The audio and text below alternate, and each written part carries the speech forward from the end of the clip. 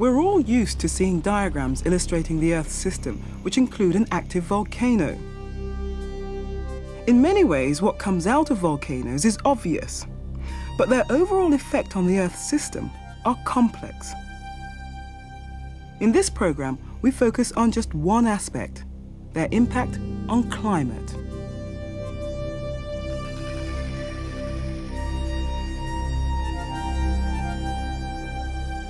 Actually, what you see coming out of the vent of a volcano is primarily condensed water and mineral ash particles. These fall out of the atmosphere fairly quickly. The smoke that we see that spreads over the entire planet is actually composed of sulfuric acid droplets, extremely small droplets, too small to see with the naked eye, but that are formed in the upper atmosphere when the sulfurous gases emitted by the volcano are converted by chemical processes in the upper atmosphere into sulfuric acid, which then condenses into this fine mist. The Philippines, June 15, 1991. The ash column as Mount Pinatubo erupts after 600 years lying dormant. The aerosols probably went as high as 25 or 27 kilometers, well into the Earth's stratosphere. The amounts of material are estimated at about perhaps 20 million tons of sulfur dioxide. Of course, there was a large amount of ash also injected and water vapor. And that led to a significant enhancement by a factor of 100 of the background aerosol layer in the stratosphere. Instruments on satellites high above the Earth's atmosphere monitored the spread of the Pinatubo stratospheric aerosols around the world. Initially confined to a narrow belt in the tropics, by July the 11th, they'd spread deep into both northern and southern hemispheres. And by August 15th, they'd effectively covered the entire globe. Other instruments were able to look down through the atmosphere. This cross-section shows that the aerosols were concentrated at a height of 20 to 25 kilometers above the equator. That effect was seen by measuring the solar insolation at a solar energy power station in Southern California. Unfortunately, the amount of solar energy available to us coming down from the sky has been somewhat lacking compared to earlier years, and that was because of a number of effects. For one thing, we are seeing, we believe, the impacts of Mount Pinatubo's eruption quite a while ago. The upper level particles and sulfur dioxide that it put into the atmosphere are causing about a 5 to 10% decrease in the amount of radiation that reaches the surface.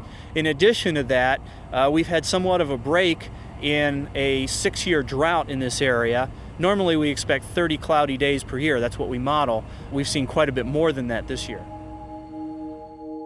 Pinatubo's stratospheric aerosols caused spectacular sunsets around the entire globe during the remainder of 1991 and way into 1992. But their property of scattering light did much more than just produce dramatic skies.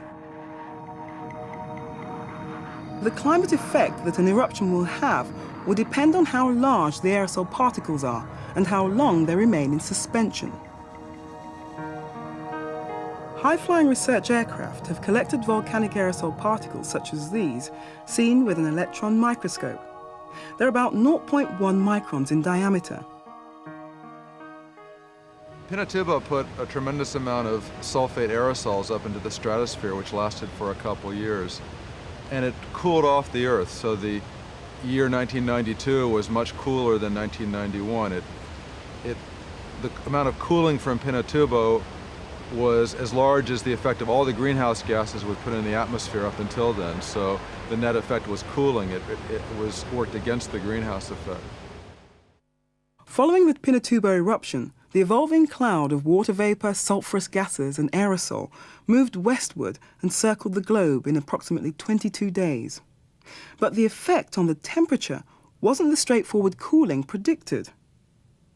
The world map shows temperature anomalies in the winter of 1991 to 92. Blue areas correspond to a temperature decrease by 1 to 2, sometimes 3 degrees Celsius. Yellow corresponds to anomalous warming. And the red areas, temperatures as high as 4.3 degrees Celsius above normal. the sulfate aerosols from the volcano went up into the stratosphere. In the tropics, they heated it. This produced a larger gradient of temperature between the equator and the poles. It made the jet streams stronger, and that produced a novel pattern of atmospheric circulation, so that more winds came from the south than usual, and that produced a much warmer winter in Europe and over North America.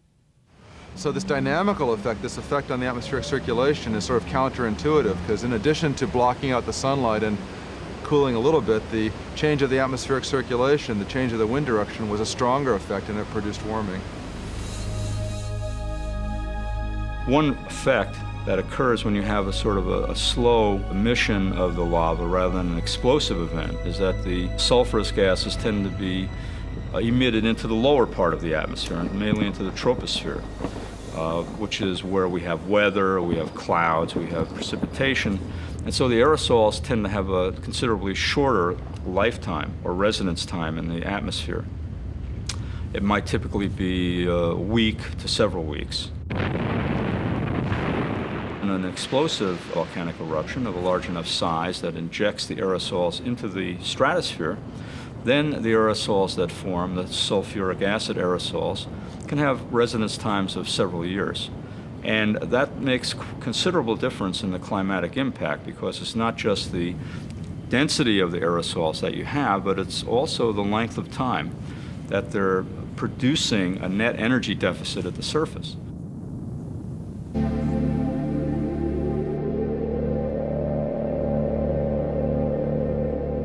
In 1982, El Chichon erupted in Mexico. It produced vast quantities of volcanic ash, which was tracked by the NOAA weather satellites. Ultraviolet images revealed something else rising above the ash cloud, a plume of gas. Within 21 days, the plume had been carried around the globe in a thin equatorial band. Although the large amount of aerosol, 3.3 million tons of gaseous sulfur dioxide, lasted about 3 years in the stratosphere, it gave rise to only trivial climatic effects, compared with that from the eruption of Tambora in 1815, which was at least 50 times larger. The year following Tambora, 1816, was known as the year without a summer. Steve Carey explains why.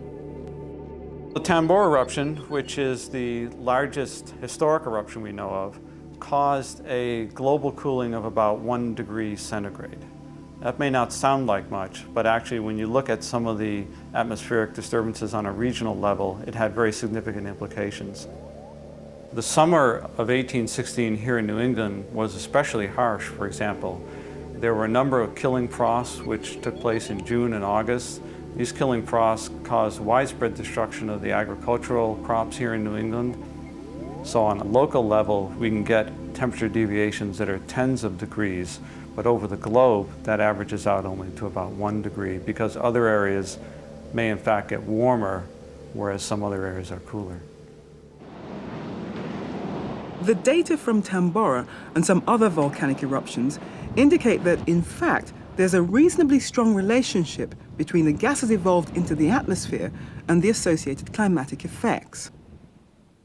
This plot shows the temperature decrease as a function of the amount of sulfur discharged for a number of historic eruptions: Mount St. Helens, Krakatoa, Katmai, and Tambora. There's a good correlation between the amount of sulfur discharged and the cooling that's associated with each of these eruptions. Next, a reconstruction of the opacity of the atmosphere, how well it can transmit light. This is a graph of the opacity of the 1815 eruption up to a period of 4 years. Initially, there's a dramatic increase in the opacity of the atmosphere, which quickly reached its maximum at 1.4, followed by a long period during which the atmosphere cleared up very gradually as the sulfuric acid veil dissipated through fallout. Fallout, whether acid rain or volcanic ash, can be preserved in ice cores, giving us data about ancient events.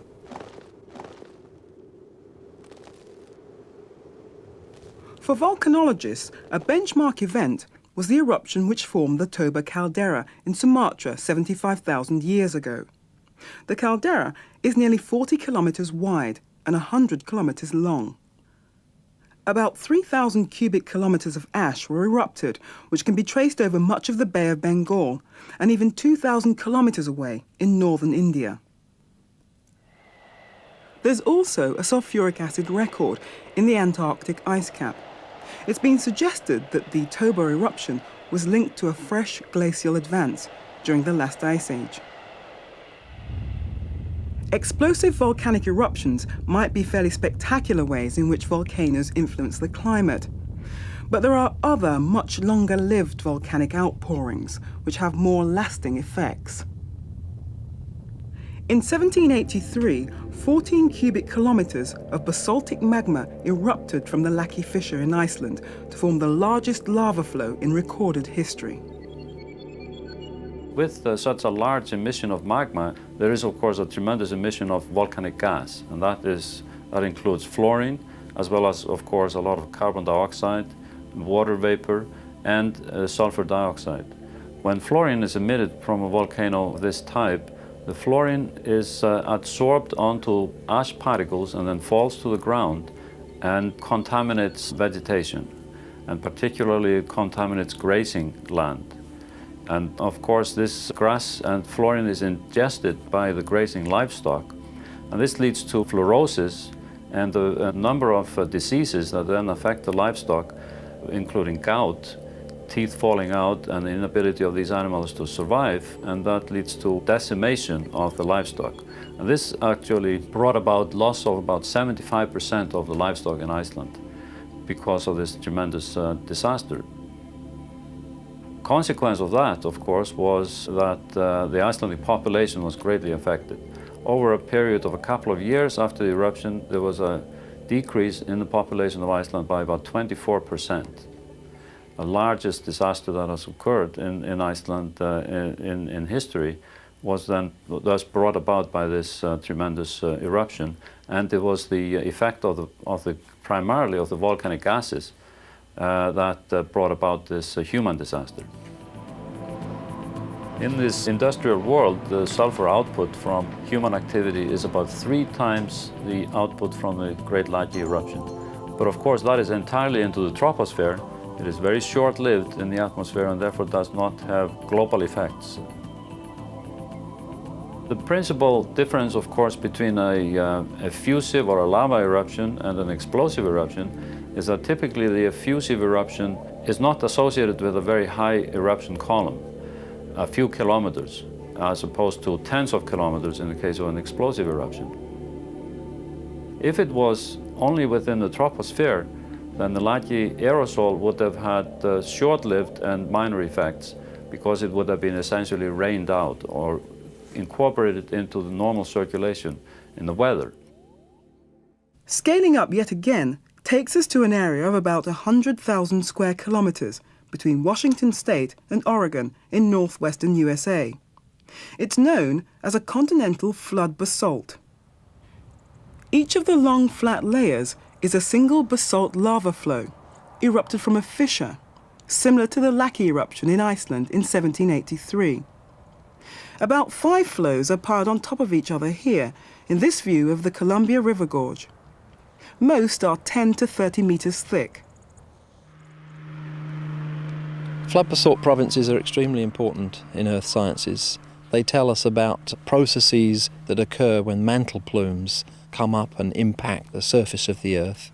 A lot of the large dark patches you see on the moon are flood basalt provinces, so hopefully by working out the details of the emplacement of flood basalts on Earth, we can have applications to other planets as well. These so-called flood basalt provinces have punctuated Earth's history. One seems to come every few tens of millions of years. The theory is that a hot spot came up from the mantle and pierced its way through the lithosphere and erupted through the crust, forming this large pile of lavas about 17.5 to about 15.5 million years ago. total accumulation is roughly about 174,000 cubic kilometers, and in this general area here, we're looking at probably close to 3 kilometers of basalt below us. As you go farther east, it thins to maybe 1 kilometer. There are at least 300 flows that we know of, and probably at least 50 beyond that that we're starting to get a fair idea about right now. What we envision happening is that major pulses coming out in a fairly short period of time, maybe between months and years, and then perhaps long periods of time, as much as 20,000 years, between the next pulse of eruptions. But the eruptions themselves, were they relatively quick events? A newer theory, one that we're working on right now and testing out, is that they were in fact erupted very slowly, gradually covering great distances and very wide areas, much as the lava flows in Hawaii are doing at the moment, but on a much, much larger scale. Watching a slow eruption is a bit like waiting for paint to dry, but gradually these pohoihoi flows, as they're called, build up the massive stacks of lava we see in the flood basalts. We see many stacks, or several stacks, within one eruptive unit. So the inference is that each one of those took probably months to a few years to form, and the whole pile many years to possibly decades. Occasionally, the lava is brought to the surface in a much more spectacular way. Here, the lava is being erupted along a long linear crack or fissure. But whether fast or slow, the result is a huge sheet of lava, often stretching many thousands of square kilometers.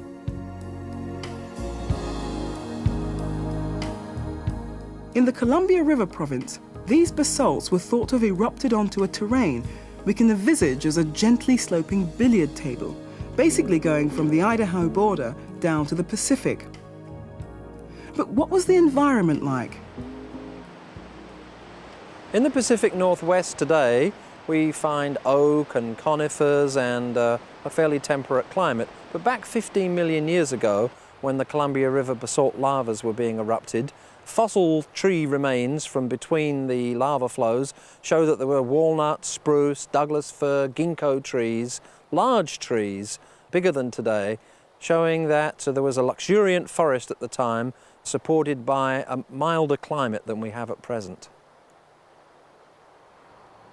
This is one of the Columbia River basalt's huge lava flows, about 2,500 kilometers. Where I've been looking at the flow, it's 80 meters thick, yet it's about 200 kilometers from its source. At the base of the lava flow, there were some tree molds, and in the wall of the tree molds you can see boxwork. This is a modern piece of carbonized wood, also showing the same boxwork, and the lava takes the impression of the boxwork and leaves it on the wall of the mold. This shows that there were really large trees, about 1.5 meters across this tree, growing in the path of the lava flow, and the lava gradually enveloped the tree and then carbonized it. Only exceptionally do we find such splendid tree fossils. Most often, the best evidence of the dense forest devastated by the lavas is found in a carbon-rich layer, a bit like coal, right at their base, formed when the flow advanced over a mass of fallen trees. I've reached in and pulled out this twig here. The twig is deformed by the weight of the lava above, and you can even see the tree rings that grew in this twig before it was destroyed by the lava flow and carbonized. This is one of the great basalt lavas of the Columbia River province. It was erupted 14.7 million years ago. We've been measuring the sulfur content of this lava, and we find that the lava contains about 300 ppm of sulfur.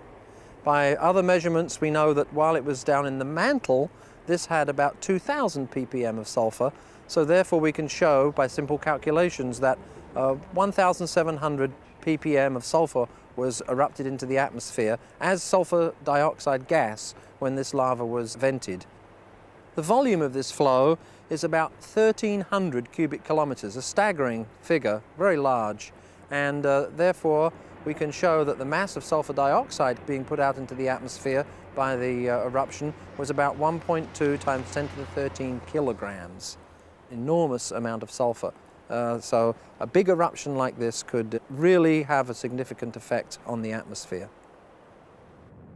In 1991, Pinatubo produced 20 megatons of sulfuric acid aerosol. In comparison, just one of these big lava outpourings in the Columbia River sequence released something like 1,000 megatons a year. I think if we can understand the climatic effect of the large flood basalts here in the Columbia River, then we can go on to future studies to look at the significantly bigger Deccan province in India, which of course was erupted at about the same time that the dinosaurs died out at the end of the Cretaceous period. And then we can address some of the major questions about mass extinctions and the role that flood basalt provinces have or might have had in causing mass extinctions.